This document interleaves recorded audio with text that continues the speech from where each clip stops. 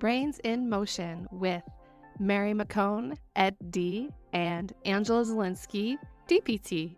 Please remember that this podcast is for entertainment purposes only. This is not medical advice, and this is just general discussion for educational purposes. Thank you. Enjoy. Hi, Mary. How are you? I'm great, Angela. Good to see you again. Good to see you. We are back for our 6th episode of our podcast. Isn't that exciting? It is indeed. What are we talking about today, Angela? Well, today we thought we would do a specific reflex so that way we could build on our next couple episodes. So today we are going to start with talking about asymmetrical tonic neck reflex, or ATNR. And then the next episode after this, we thought we would talk about auditory processing. And then we will talk about academic learning, because each one really builds on the other one.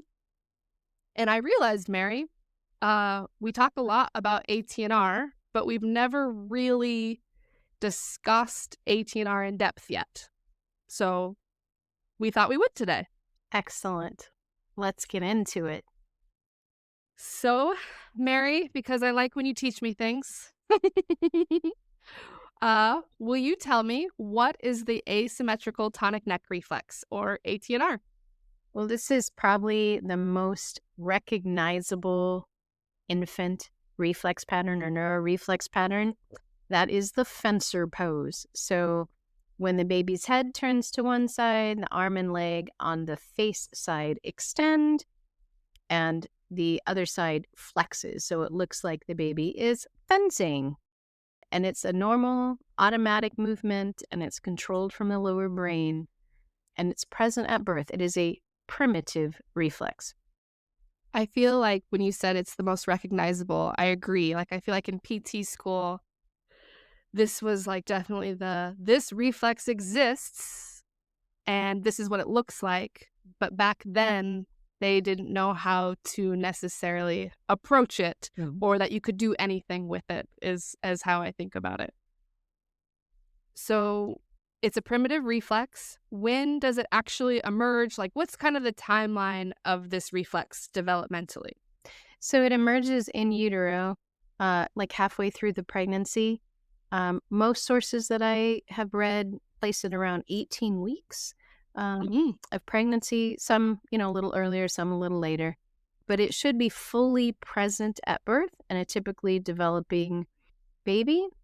And it usually fades and integrates between 4 and 6 months of age as voluntary head and limb control come online. So because it is a reflex, it is involuntary.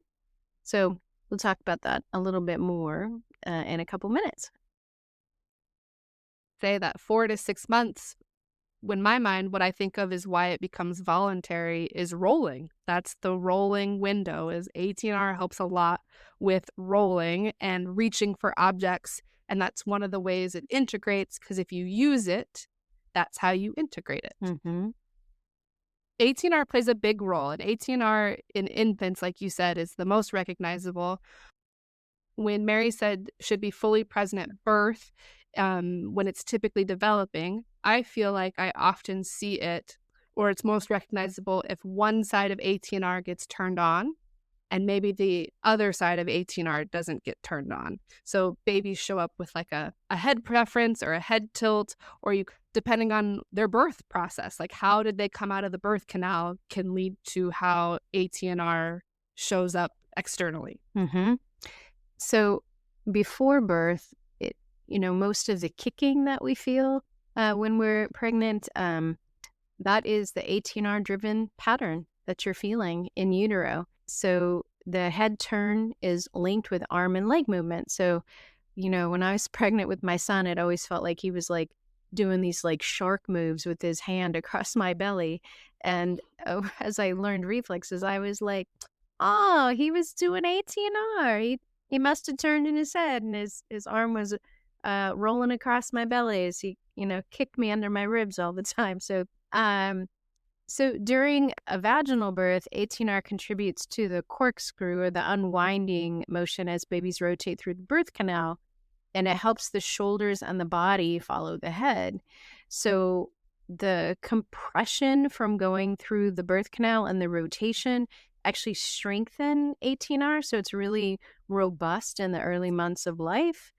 But and Angela, what are some of the things that might interfere with ATNR's development in utero or during birth?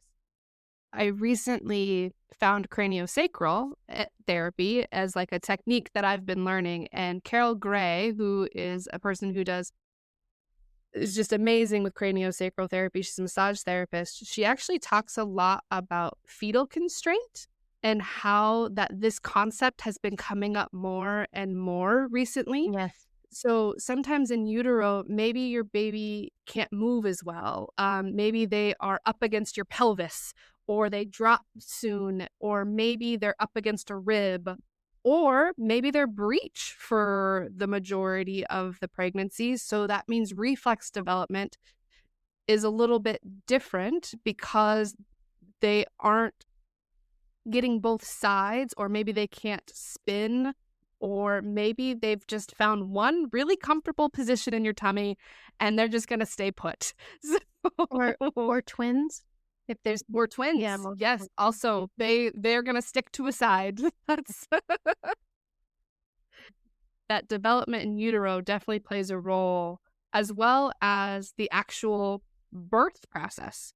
Like you said, like the compressions, sometimes babies don't turn the way they're supposed to turn to come out of the vaginal birth canal, and maybe you're to the point where they just need to get out. Sometimes babies' arms get pulled to help them through, to get their shoulders and head to clear, and sometimes pulling that arm can lead to brachial plexus injuries. It can lead to also just asymmetrical development because your body remembers being pulled through. So one side really gets activated and the other side doesn't, but you survived, right? Like survival is such a great thing Yeah. and our reflexes remember it. So, So, what about if a baby was a really rapid birth? Like one of my kids was born in 45 minutes. ooh, tell me more. Well, if it's so sometimes when I get new families, usually 90% of the time the kiddo was a planned or emergency C-section. But sometimes it's like, oh, well, my labor was 30 minutes or my labor was an hour. And they present very similarly to a child who was a C-section, reflex-wise, not proprioceptive-wise, as we talked about in our sensory processing episode, because they got all the proprioceptive input from the contractions and the compression in the birth canal. But when it was a super fast birth, it would seem to me that the journey through the birth canal, then they didn't get as many twists and turns or as much compression. Mm. So what do you think about that as far as the activation of the reflex pattern? Yeah, no, that's it. It would definitely be a little bit different. Maybe it would be a little bit lower or hypo. Mm-hmm. Um, and that's interesting correlation between C-section and fast births. I never thought of that, but it's true because with a C-section as well, you don't get that compression through the birth canal, or you don't activate, or you don't have like that prolonged multiple steps of turning on. Mm-hmm. I think of like a quick birth, it's like it just goes. And so everything happens so fast. Maybe things didn't activate or need to activate to come out. They were just already in a good position, and maybe they just hello to the world. Hello, right? And then on the other side of that, if a birth was really prolonged and they were kind of stuck in the canal for a long time, that similarly can have an impact on how reflexes emerge. And ATNR is so involved in the birth process that it can also impact ATNR. I agree. I see that more often in the families I meet, is that there maybe a baby got stuck, and I always talk about how maybe they used right ATNR to push and they didn't go anywhere because they got stuck. So then their body goes, "Oh, I don't really need that." And then maybe they turned and pushed with left ATNR and they got out and they survived. and now they have a left preference because they survived and their body thinks that's the only way that they need to do. But then you've got reflex integration and cuddles and safety, so the body knows to reactivate the other side Some now that it's safe sometimes. sometimes, yeah. And I think this is worth pausing on for just a second, this idea that the nervous system remembers. I remember having a conversation about this with Pamela Curley, who co-founded MNRI, with Dr. Moskotova, for those of you who may not know. And Pamela, I hope you're listening. You were so impactful in my life. So this is my shout out to Pamela Curley. But we were discussing this pattern that I saw where I did a sensory test for Babinski, stroking up the bottom side of the foot, and the child went into grasp on the foot and then into ATNR. So I did a Babinski stroke, they grasp, and they went into ATNR. And was like, well, how did that happen? And so she was explaining the story of this person that she had met that had they were nearly run over by like a piece of farm equipment when they were younger. They were like out in the field with their dad or whatever, and they like grabbed onto something on the tractor and like dug their foot in, and so they literally were activating plantar and Babinski and ATNR at the same time. And that is how they survived. And so what the nervous system learned is those three things are tied together for survival. And so it got stuck in their nervous system as tied together. So Yes. that's right. I see that a lot with Babinski and plantar, like when kids start walking, but they don't have the postural control to do it, that they're activating everything they can to stay upright. And then those reflexes get mixed. So you get mixed responses. So I just wanted to put that out there because that's probably a concept that's not really familiar to many people, that our nervous system remembers things about survival and will kind of lock them in as normal, right? And for our listeners, if you're familiar with trauma research, it's very similar to that. Like if you were raised in an environment that was really abusive or very chaotic, your nervous system gets wired as a child that's what normal looks like. And so as you grow up, you keep seeking out those environments because that's normal. Well, our kids do that with reflexes too. Like, oh, this is what normal is. This is what survival is. And then it just kind of, that abnormal pattern gets stuck. Yeah, thank you. You're absolutely right. I see ATNR a lot in trauma work because it's a very, like, if I'm extending an arm, I'm protecting myself on one side and kind of shying away on the other. And so it is a reflex that is I see recurringly in myself and others as being a survival mechanism which is great because we need it to survive. Yeah. But then when the survival piece is over, it doesn't know that it can go back to crossing midline and it can go back to being a more symmetrical posture because the danger is over, which then can lead to things like low back pain if you're an adult, or it can lead to, difficulty rolling if that happened in the birth process because your body doesn't know that the danger is done. Which is why we do the body work and why we have interventions to help our bodies. Yeah. And the reflex work is one of the great things to remind your body. I think of it as like sometimes I tell parents or I explain it as sometimes your body just needs a couple buttons. They're not real, but a couple buttons to be like, hey, danger, danger, over. We can move on now. Right. So that's how I think of reflex work a lot of the time. Yeah. I think that's a great way to think about it. And in most kids that I work with, the ATNR only emerged on one side. That is a very, very consistent pattern. And both of my granddaughters, they only had ATNR on one side. Both were emergency C-sections. So we're going to talk about how that might impact development if we only get that activated on one side. And we'll talk about activation versus integration in that as well. So don't let me forget that. That's an important point. I know we touched on it in the last episode as well, but okay. So we, with the babies through the birth canal, And now after birth and those first few months of life, what's the ATNR's function after birth, Angela? Oh, so many So things. many things.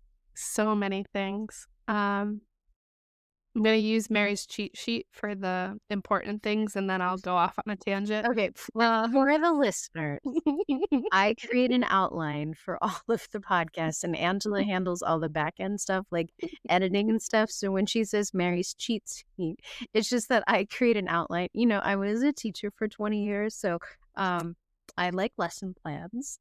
it's very helpful. I like it. So if you wonder what she's talking about, it's the outlines that I create to keep us on the lesson so that we meet our objectives, people. That's right. Our learning objectives. So, ATNR supports kicking and spontaneous movements that stimulate the vestibular system and develop muscle tone. It helps link reaching, looking, touching. It also helps a lot with vision. I see an object, I'm going to reach for that object. I'm going to turn towards that object. It helps a lot with when you're really young, the first kind of set of goals is to be able to, when you're on your tummy, to push through your elbows with this other reflex called TLR, because our reflexes don't exist in isolation, right? And so you're on your tummy, you're supposed to be pushing symmetrically and exploring with your head. And while ATNR isn't specifically helping with that, if ATNR is only on one side, it affects the development of TLR because babies will lean to one side or they'll have a head tilt or maybe they'll always be off center and they never actually get symmetrical hands down and pushing, which affects then trunk extension and affects vestibular systems. And then on the and the spinal parez, yeah, exactly. And then when they're on their backs, what you're first supposed to be doing is reaching up against gravity and just spontaneously moving, like we said before, but if only one side is spontaneously moving, because only one side has activated, the other side doesn't get as much against gravity development. It's not interacting. And then it's really hard to come to midline to grab bottles and come to midline to grab toys. And coming to midline is one of the big PT milestones that people check for because if you can't come to midline, we know something isn't activating correctly on one side. What else, Mary? Well, in those first couple months, I mean, I think you did a really good job of explaining that, right? That you see that a lot, that babies are just stuck on, like, they'll only look to one side and they'll only reach to one side as they start to reach. And it's like the other side doesn't exist. And that perpetuates through, even through the lifespan, right? Like my ATNR was active till I was 38. Neck pain, chiropractors loved me because I had to get adjusted, a couple times a week because my neck kept getting pulled out because the ATNR was active on one side. So imagine driving as an adult. I know we're skipping to adults. I'm sorry. Okay. But you're driving and you're holding on to the wheel and you got to look. Yes. You got to look over your shoulder to check and see if somebody's in your blind spot. And you do that, and what's your arms want to do? They want to like go into ATNR, but you can't do that. So you grip the wheel with the death grip and like you're fighting against your own body the whole time you're driving. So then your rhomboids and your traps get really inflamed. It starts to pull on your cervical spine. Or you drift into the other lane like Angela. So I'm glad, Mary, you could stay in the lane, or you drift. Every time you check your blind spot, you drift. That's ATNR at its finest. I have been in the car with a person like that, also not you. And I just thought, oh, your ATNR is active. So after just this very basic foundation, how does ATNR then prepare baby for a milestone? It's a big one, like I said at the beginning, for rolling and crawling. ATNR is a big, big foundational piece for those two milestones, because when you talked about activate and integrate, I think of rolling as a really clear example for ATNR, because if ATNR is activated on the right, let's say. Maybe the baby rolls to the right because I can reach to the right. I'm interacting with all these things to the right. So I roll, and then when I'm on my tummy, I reach for objects with my right arm, and maybe my left leg will come up. So only half of my body is interacting. And so the right side then gets more repetitions, but the left isn't activated. So if it's not activated, it can't integrate. So they don't roll to the left. Their crawling pattern starts to look asymmetrical. And then as things progress, it becomes more and more difficult because the harder motor skills require a level of integration of ATNR, like jumping. Being able to use both feet at the same time requires a level of activation and then integration of ATNR. So an asymmetrical crawling pattern, we'll start with bower crawling. Most of the kids that I work with skipped bower crawling. Most of the kids that I work with had ATNR only on one side, or do have it still have it present on one side and only rolled to one side. So that when they skip bower crawling, it's because I can't use both of my legs and both of my arms. So why would we do that? That's silly. Or when they do it, they mostly drag themselves with their arms, or they only use one side of their body. So asymmetrical, just one side ends up doing all the work, and the other side's like, I'm just here for decoration. Thanks. And so then when they get onto all fours and are creeping in a traditional crawl, we're going to call it creeping to differentiate. How might that look for a child who has a retained ATNR or never had it on one side? What would crawling on all fours or creeping look like? I see it most often as one knee up and one knee down. And so instead of staying on both knees and both hands flat, one knee is always in like a half kneel, and they kind of propel that way. That's a good strategy that kids use. Sometimes kids will butt scoot because it's just easier to butt scoot. There's other reflexes more often at play than ATNR with butt scooting, I will say, because again, things do not exist in isolation. But that's an option. I also have seen kids just skip quadruped, and again, they kind of roll where they need to, the one direction, and then when they get where they need to go, they figure out how to stand, pull up, and then they just move on. What have you seen? Yeah, similarly, it's, maybe they drag one leg on all fours, or they can't stay up very long. They get really fatigued because if ATNR is active on one side, still, because it should be integrated by the time babies are crawling in quadruped. So if it's active on one side, their elbow will keep collapsing. Right. So that's like one of the tests you'll see online for ATNRs. Have them in quadruped, which means on all fours, and then you have them turn their head to one side. And does the elbow collapse? Well, there you go. That's ATNR, which is why I never work on STNR until ATNR is integrated, by the way. It's like jumping the line to me. I know not everybody practice. I don't even. Yeah. I know. See, but and not wrong. I don't disagree with you. I don't necessarily do that. So I think it's good to talk. I think it's good to talk about different ways to approach things. Because for me, when I'm looking at crawling in all fours in STNR, it's like, what are all the things that a child needs to have in place to be able to do that successfully? They need hand supporting. The Landau has to be integrated. They needed to go through bower crawling so they can get up into quadruped, right? They need that hip flexion to be able to get up. They need the contralateral movement there. They need TLR.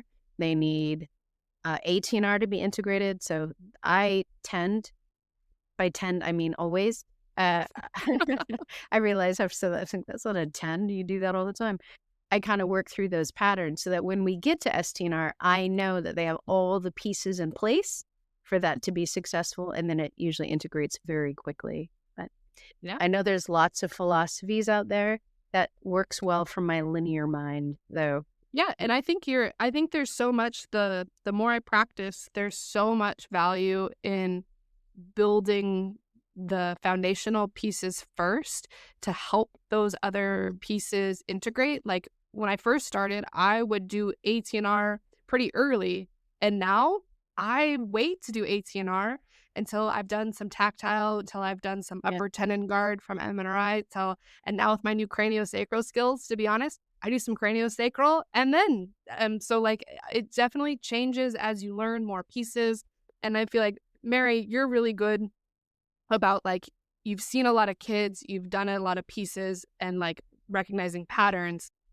I feel like mine is I don't have a set way to do things because everybody just presents so differently, and I know they do for you too. Yep. It's just a different and I don't think one way is better or not. I think that's why people find us, right? Like one fits for some Mhm. people and one way fits for another. So like, Right. And to clarify, I don't have like a strict oh no, right. I'm sorry. Yeah. Well, no, that's okay. Just for people who are listening, like I have a progression. I know the order in which I like to do things because it makes sense for the development of the child.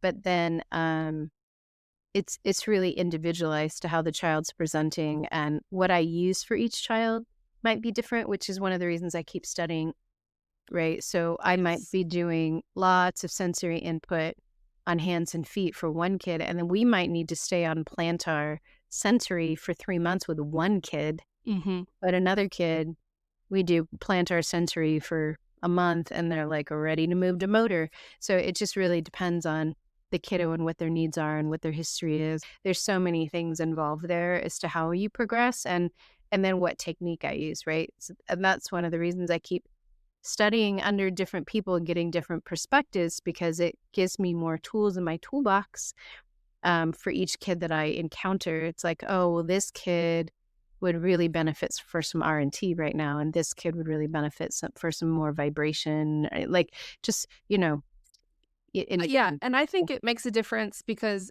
you do it virtually, so you're teaching parents everything, and I think if I was teaching parents everything, I would it would be similar to the way you do it of that progression. Because I'm in person, I get the flexibility of being able to try stuff and see what it looks like, but not necessarily give that as, like, treatment, right? And right, so I think that that's part of the difference too, but no, absolutely, both of us look at the kid in front of us, yeah, and here's the fun part, everyone. So we look at all these motor patterns, right? And a lot of people would say, okay, great. The baby's asymmetrical. Why does that matter? What is ATNR not integrating telling us about brain development? Mary, please tell me. what a great segue, Angela. So how does the 18R support brain development? So the 18R is driven from the brainstem and the cerebellum, and repetitive pattern movement. I turn my head, my one arm flexes, the other extends, one leg extends, the other flexes. That repeated pattern over and over again to each side feeds the sensory input from vestibular and proprioceptive, auditory, visual, and pushes it up into the higher areas of the brain, like the thalamus, and then up to the insular cortex, which then activates the prefrontal cortex and the parietal lobes. There's so many things that get activated in the higher orders of the brain. So when reflexes stay retained, we're still getting the movement that's being initiated from cerebellum brainstem, which is in the lower part and midbrain, and we're not getting the activation that we need in the higher orders of the brain, which is where self-regulation takes place. It's where judgment takes place. It's where socialization is initiated, is in the insular cortex. Like that's where all the sensory information comes in. And then the brain says, okay, I've got all this information. And then let me check my internal state, my interoception, which is regulated by the vagus nerve, by the way. And then put all that together. And then let's see, who do I need? Do I need limbic here? Is this dangerous? Do I need parietal lobes? Do I need more sensory information? Do I need my prefrontal cortex? And then let's make judgments about this information. So that happens, and complex fluid motor movement happens when we activate the motor cortex, which runs like a band, like a headband across the top of our head, that happens through that repetitive movement, through ATNR and every other reflex pattern. That repetition of the pattern helps wire connections between sensory systems. So vestibular proprioceptive, vestibular visual, vestibular auditory, and the emerging cortical control. So cortical control means that the higher parts of the brain are running the show, not the lower parts of the brain. So when we have more cortical control, then we have more mature thoughts, problem solving, reading, social judgment, all of those things, emotional and physical self-regulation, planning, organization, working memory, all of those things are cortical. So we need to get that. We need those reflex patterns to develop and mature and integrate to get that cortical development, which is why people seek us out. Usually with older kids, it's like, well, they're not doing well in school. They can't attend. They have ADHD. They've got poor social skills, right? Well, that's all cortical. So I never look at cortical initially. I'm like, well, let's pull back and see where the origins of that dysfunction are. And it's usually in the lower parts of the brain, right? The information is not getting sent up. So, and then you mentioned this earlier about how ATNR like links the head and ears and stuff. Like maybe you could talk a little bit more about that. Because ATNR is a full body system, it involves head, arm, legs. The head like my hand moves, my head moves. When your head moves, you have your vestibular system that tells you where you are in space. And so if your head is only moving to one side repeatedly, then only your certain canals are being activated at that time. I also think of it as when you talked about higher learning or higher functioning and learning, I think of it a lot with like scanning for your eyes.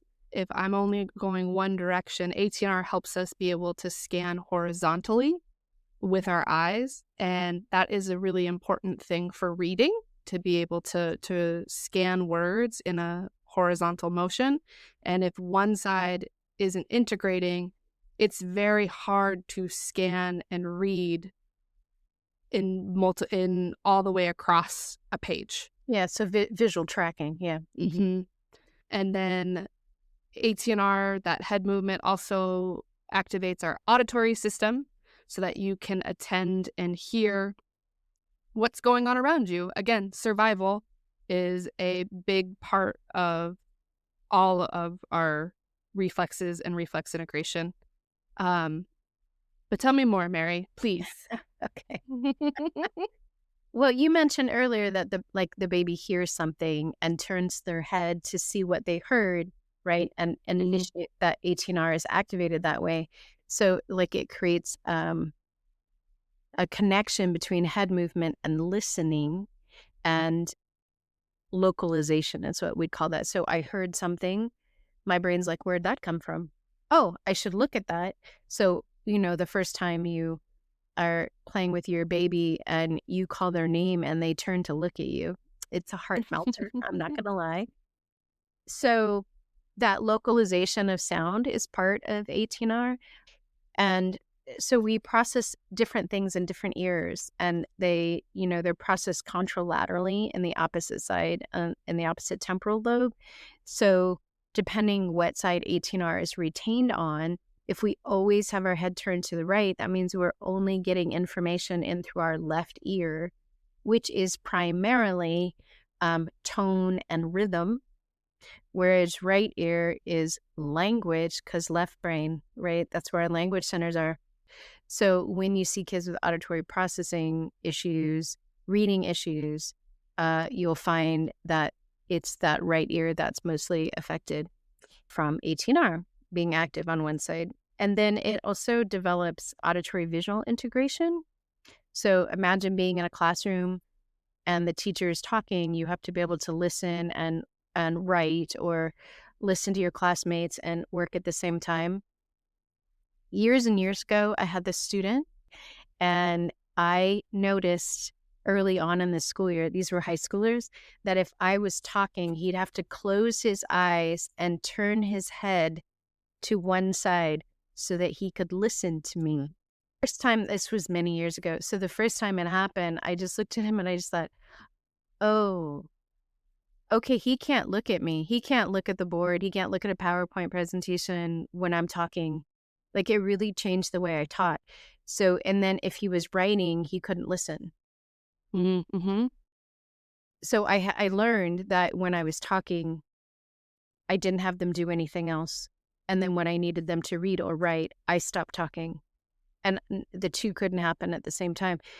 And so ATNR is involved in creating that link. So I hear mom, I turn my head, I look at her, right? There's a connection, or you shake a toy and they hear it and see it and they reach for it. So there's a connection there, and between visual and auditory integration as well, which then plays out in later life as well.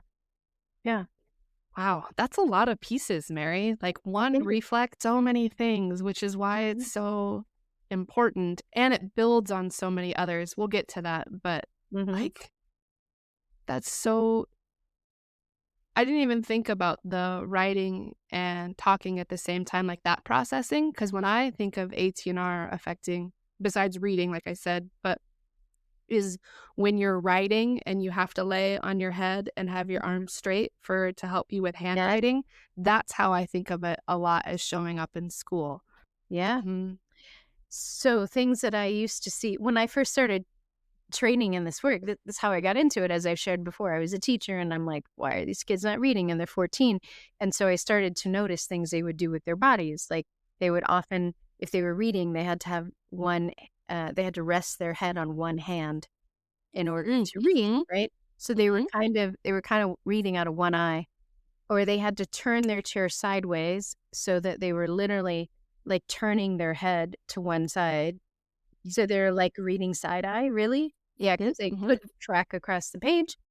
Or like you said, they were literally laying down on one arm to be able to write, because ATNR was so active that they could not move their arm when writing without their head trying to move all over.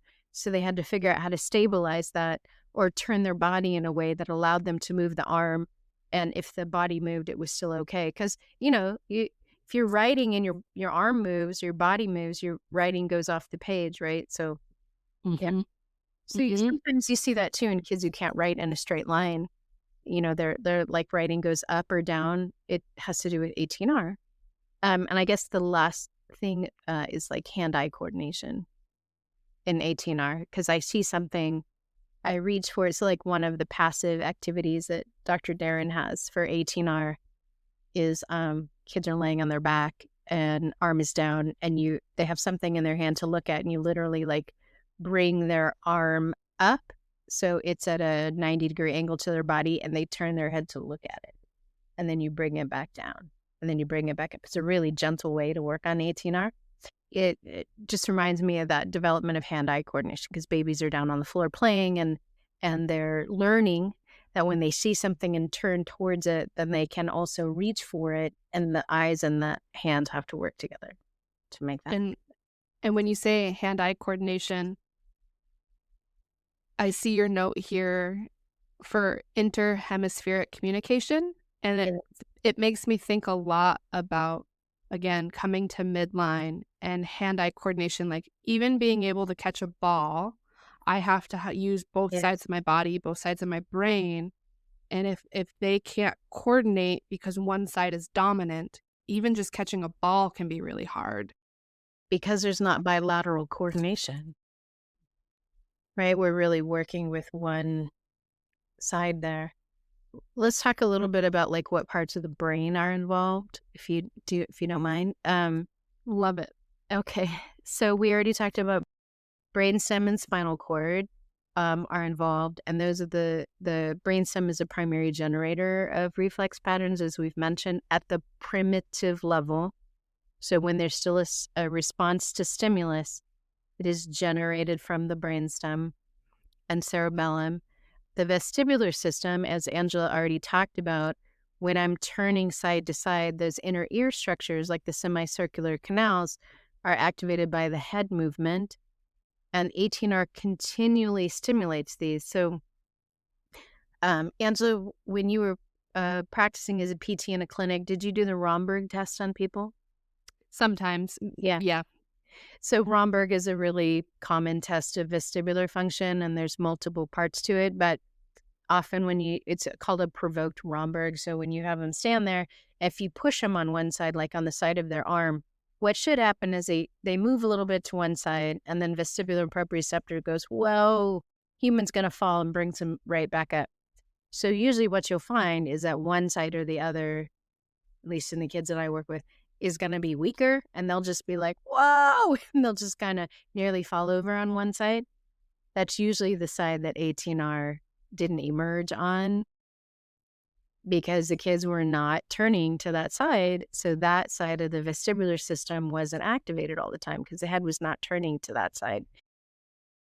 I was just thinking, I was seeing the notes, it influences balance because you have to be able to, when not only your vestibular system, but when you're activating your proprioceptors on both sides, if you don't have matching input, you then have to compensate or try and adjust your body to match inputs. It also, ATNR comes up a lot with adults with vertigo or dizziness because your body's having a hard time again finding where you are in space. And then, like for postural control, like what you said about the proprioceptors not getting activated on one side. I'm really glad you said that because I was like, oh yeah, that's right, that's right. Like because oftentimes, well, by often I mean 99% of the time, I'll see a weakness on one side of the body in kids, also correlated with 18R, right? But why is it weaker on that side? Well, because the proprioceptors weren't being activated, right? So when a kid moves into 18R and those big muscles on the back, like the quadratus lumborums, like when those are activated, right, those are big muscles that help with postural control. And it develops our neck muscles as well when we're turning our head and down into the trapezius and rhomboids. So when ATNR is only activated on one side or doesn't integrate on both sides, then we're getting like overactivity on one side or underactivity on one side. And so it can really affect our postural control. And sometimes like one check for spinal galant is to have somebody walk down the hall and look at them from behind and see if one shoulder is tilting, right? That's kind of a functional analysis, but it could also be ATNR. Or both, because Galant builds on ATNR, right? Yeah. Yeah, Right. And yeah. more often than not, both. But Mhm. I really yeah, like this note that you have, Mary. Will you talk more about, how ATNR helps us organize our somatosensory maps and motor planning? right. So kind of what we talked about, I hear something, I see something, I'm going to turn towards it. I'm going to try to roll to that side. Like when there's a conscious decision to move that requires motor planning, that happens in the prefrontal cortex, right? So now we have cortical control of movement. So I'm going to kind of go through this one more time because I know sometimes people drop into episodes. So a primitive reflex has a sensory response and then a reflexive motor movement and then a more mature pattern and then sometimes another more mature pattern and then integration. It goes through a whole little journey. So in ATNR, initially I hear something, that's my stimulus. I turn my head and I immediately go into ATNR. But as it matures, and the arm will be straight out at like 90 degrees from the body, but there's a more mature pattern where the arm is like 45 degrees from the body. And then there's a more mature pattern where it's like 15 degrees from the body. So as ATNR begins to mature, you get less of this arm straight out into the fencer, and it's less pronounced is where the arm is. It's closer to the body. So when a child sees or hears something and they want it, there's motivation there now to get to it. That's now not reflexive movement. They're making a choice, and that requires motor planning, and that's prefrontal cortex.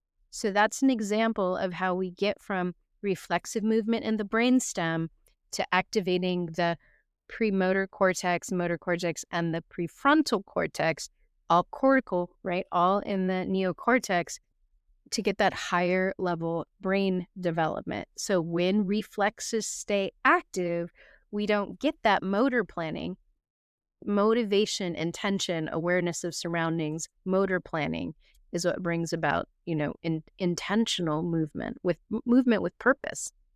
I'm hungry. I'm going to go to the kitchen and get a snack, right? So I'm going to get up from the couch and go to the kitchen, open the cupboard, and show mom the snack that I want. That's a lot of cortical function involved in that. That's planning the motor movement to go get the thing that we want. Yeah. Yeah. Yeah. Right. And we want kids. I was talking to a client the other day whose kid kind of did that for the first time, and they're like 7. They actually went into the kitchen, opened the cupboard, climbed up on the counter, and grabbed their snack. And that was the first time they'd ever seen them do something like that. And I'm That's like, so great. well, holy cow, look at that. They're being an average kid. Did they also dig in for the cookies? Because that's, did they grab a healthy snack, or they're like, I know where you're hiding the chocolate, mom. I got it. That's so funny. It's so interesting. Again, just so many parts and so many pieces. It helps with so many different parts of the brain.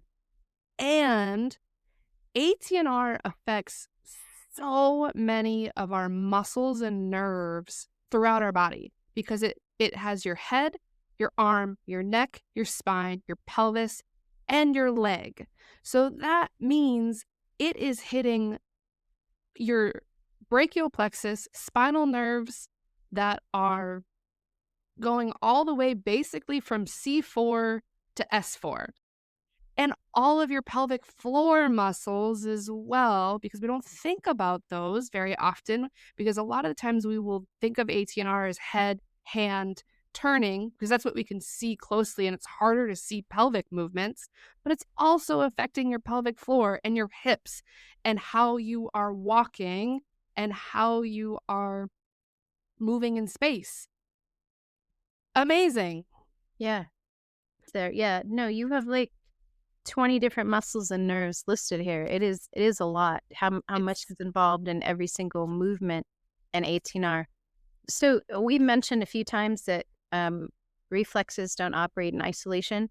So Angela, what are some of the reflexes that you've seen help? I think Dr. Muscatova calls these facilitating reflexes. Is that correct? MNRA has like very specific like facilitating reflexes, and I'm not sure that these are specific to MNRI. These are just things that I have seen in my own practice be very helpful with integrating ATNR. And my top one is actually, because of like the pelvis, is leg cross flexion extension. I've seen that help with torticollis a lot. I've also got Galant and Babkin and the tendon guard systems. I have abdominal sleep posture. Do you have any other ones that you can think of that are helpful with ATNR? Oh, I didn't even list TLR. TLR? Yeah. Yes. Um, uh, for our listeners, I would like to say that, to my knowledge, Dr. Muscatova is the only one who teaches leg cross flexion extension as its own reflex. Oh, interesting. I was asking somebody about this a couple months ago, and they said that in their training, that's part of a withdrawal response. Oh, because it's Magnuson's leg cross flexion extension, which is different than withdrawal. So that's interesting. And maybe this will have to be another. But we see that a lot, right? Where Mhm. like one person's research got kind of filtered down and watered and filtered and changed. And then somebody over here said, well, that's the same thing as the withdrawal response. And so I'm just putting it out there that Thank you. when I was like, well, why is this reflex not taught? Like, oh, well, that's not its own separate reflex. So Interesting. so if you're reading around or asking people and you're like, well, I heard that, this person teaches that, why isn't it here? That doesn't mean that it's not valid. It just means that different people have read and conducted different research. and then how it gets interpreted by all the people who've touched that and reinterpreted it, or retested it, things can change a lot. So, I know we're almost out of time here. I would love to know, because I haven't done that course with the upper tendon guard. I would Mhm. love to know how upper tendon guard and core tendon guard are involved with ATNR. Could you just explain that for just a moment? I think of it as when your tendon guard system is active, I am in a tense state. So I'm tensing my muscles and kind of going into like the turtle shell is what I think of. And if I can't relax or release, like upper tendon guard is at the occipitals. So Mhm. I use upper tendon guard and now craniosacral work to give input that says, "Body, you're safe." And once the body and core tendon guard gives, like, "You're safe" to your core, "Body, it's okay." And when the body's like, "Hey, I It is am okay. okay. I am." Then I do ATNR, and then it's more of uh, an ease of like, "Oh, I'll reach for that toy." Because if you've ever met a baby who doesn't want to turn to the left no matter what you do, because I've met those babies, like they fight you tooth and nail to turn the direction they don't want to turn. They will do everything in their power. They'll look up. They will roll the opposite direction. They will just cry. And you're like, all I did was invite you to look the other direction. So they're in such an elevated state that core tendon guard and upper tendon guard help their body so that you can actually get to ATNR. Ah, thank you for saying that. Um, okay, so earlier I said let's put a pin in this and come back to it about the idea of if a reflex doesn't activate, Oh, yes. right? So versus integrate. So for kids with complex births, which a C-section is a complex birth, reflexes may not emerge on one side, or maybe mom was on bed rest for 4 months. And so there wasn't enough movement in utero. So ATNR wasn't activated, or maybe it was a multiple pregnancy, or like you said, breech. And so maybe ATNR didn't even activate at all, or they were born to 27 weeks. So ATNR Mhm. didn't even have a chance to emerge. So then you can't just move to integration. You have to actually turn the reflex on the side where it is missing. And that can be done very gently and passively. Generally, because I work remotely, I actually go through that step with every single client just to make sure that it is easily accessible on both sides before we start moving towards integration. Yeah. I thought that was a good point when you said, because like activation and integration are, when we talk about language, I feel like are words that people have different meanings for those same words. And so, Right. So we'll turn it on first to make sure it's turned on both sides, that it was turned on both sides. And then we're going to say, "Hey brain, you see this pattern?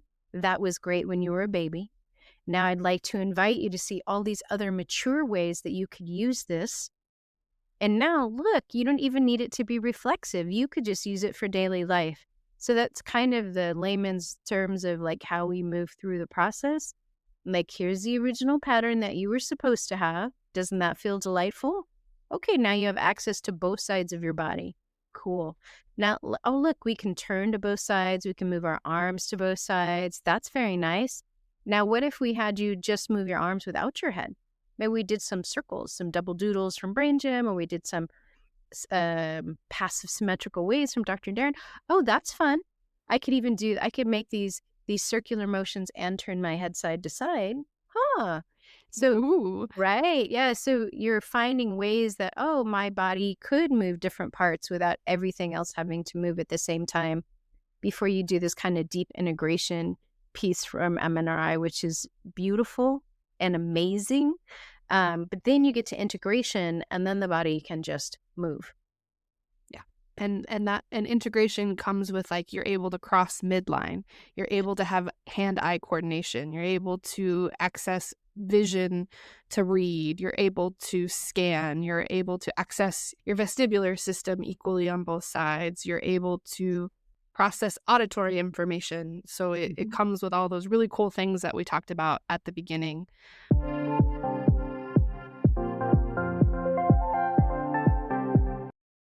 The last thing I think, just as like wrap up or highlights, is typical integration for ATNR is supposed to be around 6 months. Beyond that, it's called a retained ATNR. And then Mary has this great note that the lack of integration for ATNR is not connected to intelligence or effort. So just because kids can't access the side of their body, or maybe they're having trouble or need support for things like handwriting or visual scanning or auditory processing, that is not the same as intelligence. Mary, do you want to say more?